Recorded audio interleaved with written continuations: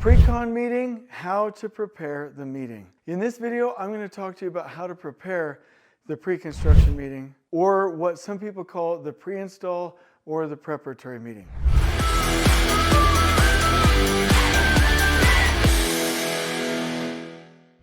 I don't want to get this meeting confused with the pre-construction meeting that you might have with the owner or with the city inspector. I'm talking about the meeting that you have to prepare the work package with the trade partner 3 weeks before you actually start the work in that work package. So I call it a pre-construction meeting to align with most of the industry, but pre-install, preparatory meeting, these are fine terms. It's work package specific. So in this video, I'm going to explain to you what needs to be prepared ahead of time in order for this meeting to go well. And the reason is this: we have got to get better at this in the industry. There's a couple things that I want everybody to know, and we're doing pretty good with some of these. Pull planning, it's a must, 3 months out. The pre-construction meeting, pre-install or preparatory meeting, which is what I'm talking about now, 3 weeks before the work package is a must. Doing 6-week make-ready look-ahead planning and weekly work planning is a must.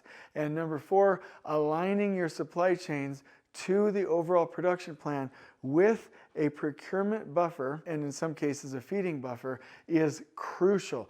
These 4 habits are a must for long-term planning. So what I want to do is break these into segments. This will feed into a longer 10-minute video that is titled, What Happens at a Pre-Construction Meeting, which I want to ask you to check out in the description below when we're done. But this will feed into it and will be one of 4 videos that explain how to do this meeting properly, because this is so important. So please consider, if you really like this content, like, subscribe, and share this, because this is a crucial skill that we all need to have. So please stay with us in this video. But let me first off say that this habit is crucial. You can pretty much run your job if you follow this process. The buyout, the pre-mobilization, the pre-construction meeting, the first in place, the follow-up inspections, and final inspections. If you follow most of those 6 steps, at least the core parts, with the pre-mobilization, pre-construction, and initial inspection, at a minimum, you will be successful. Now, let me explain why this is important. We must prepare the trade partners, and they must prepare us to start the work package properly. Otherwise, your first zones will take longer every single time. You will not start properly, and you will have problems, likely defects, and you will not be on time for your production plan. This is a must. And when projects get a little bit behind, I always go back to the basics. Are we doing the pull plan, the pre-con meeting, look-ahead planning, and are we aligning the supply chain properly? So we must do this. Now let me talk about the outcome here. The outcome for this is that when the trade goes out into the field and attempts to install the work package, which I'm just going to put as a box here, and title it WP for work package. The question is, do they have the right information to go install that work package? That's what I want to know. Does the foreman and the workers, do they have a visual system, something that they can use to plan their work, to build it, and to finish as they go? This is key. And so I want to make sure that we're 100% prepared and that we've done any planning needed for this. So here's how you plan for the meeting. First of all, you have to understand what it's going to look like. So when you're actually in the meeting, you're going to be sitting around the tables in a conference room with probably the trade partner, project manager, superintendent, and the foreman. If the foreman is not there, that's a problem, right? We need to be getting the information to the foreman. So if we have these first steps early on where you executed a contract with that trade partner, and then you did what's called the pre-mobilization, right? And there's been months before you actually get to this pre-construction meeting, 3 weeks before you start the actual work package, right? We need to make sure that all of this work done by first planners is transferred to the foreman the last planner and done with them so that they can also educate us. This is how we initiate properly the last planner system, at least with that trade.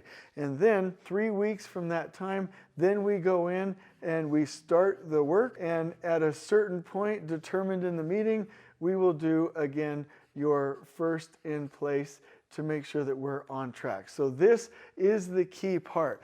I do want to make sure that everybody understands that this is the first planner system, right?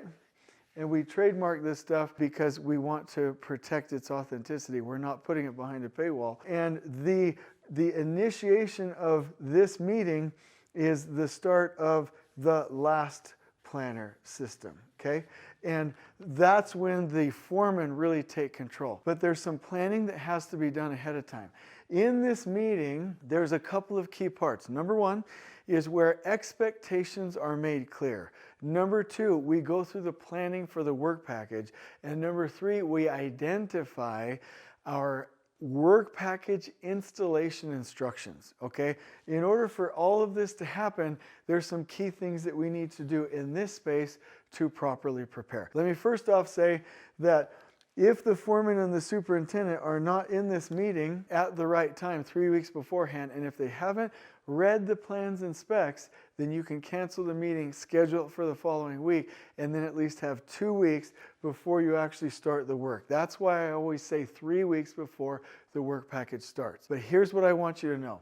Before you start this meeting, there is like a day and a half's worth of work, typically when we track this, of preparing the information for this meeting. For the scope of work, whoever's preparing it, typically a project engineer, and it can be the superintendent or the PE with the superintendent's review, some permutation of that.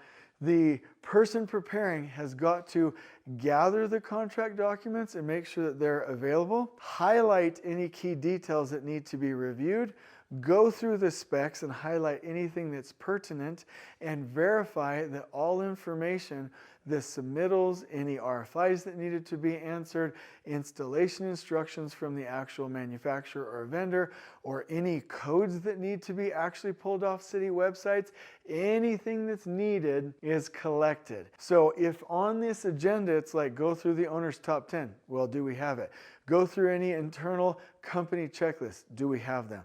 Review the drawings. Are they highlighted? Review the specs. Are they highlighted? Review the submittals. Have they been returned, approved, and highlighted, right? Everything needs to be prepared. At Hensel Phelps, I'm going to shout them out. They have a system called red folders. And what they do inside these red folders is they have different tabs where it says plans, specs, codes, right, submittals, anything. You put them in these different tabs and everything's ready for review in this meeting. Now, you don't have to go that far, but make sure that you're prepared. Anything that you need to review in this meeting must be gathered ahead of time. Then let me give you some of the keys. Must have the drawings highlighted, must have the specs highlighted, must have submittals back, ready and highlighted, must have any RFIs answered 100%, must have shop drawings back and highlighted, and you must have their safety and quality plan, any emergency contacts, and you must make sure that they are ready to go from an insurance and a bonding standpoint, and prepare for this meeting. You will also want to start, and I'll just go ahead and draw this. I call it, and this is not tied to AWP, but installation work package. This is a document at Leanbelt that we use to keep track of all of the information that's pertinent for the trade up until that point. And in that meeting, we will make sure that we're covering the key things that then need to be communicated to the crew to the start of the work. But this meeting can't happen unless it's prepared. So remember this time that it takes to get prepared. And the last thing that I'll say in this video, hopefully you like it by the way, is when you have considerations that happen here or discussions here, all of that information that needs to be transferred to the foreman can be a part of that package, and everything that's prepared here ahead of the meeting that's pertinent will be combined there too, so that the crew can install it properly and we can inspect it properly according to the expectations. So that is the overview for how you prepare. So imagine You're in the office, you're reviewing it. What are you going to put on the screen that communicates all the preparation that's been done from the first planners to prepare the last planners to take it from here? That's how you prepare the meeting. This video links to the video on this channel that's titled What Happens at a Pre-Construction Meeting. I want you to watch that, please. I'm going to turn this into a blog post and into a checklist. Please avail yourself of this and do it for every high-risk trade that's starting on your project, and make sure you've spent the time to prepare every time. I hope you've enjoyed this video. On we go.